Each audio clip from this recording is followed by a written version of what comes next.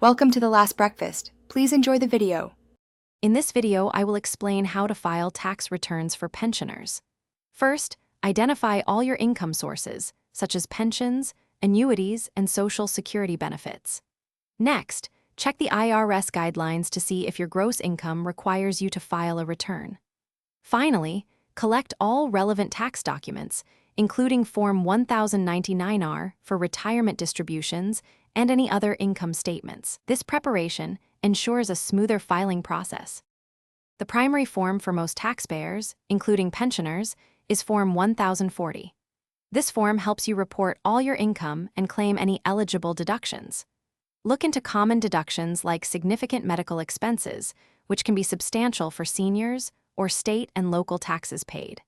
Additionally, investigate various tax credits available, as these directly reduce the amount of tax you owe, potentially saving you a considerable sum.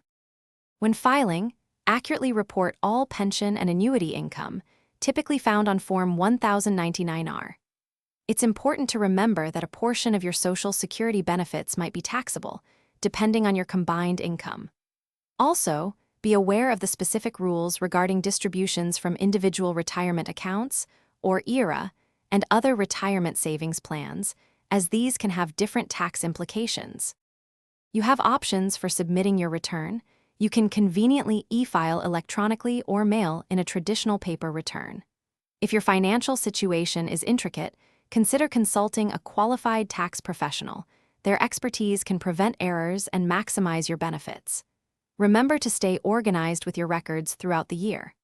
Also, check the description for links to helpful resources and other great deals, including the Oala water bottle to keep you refreshed.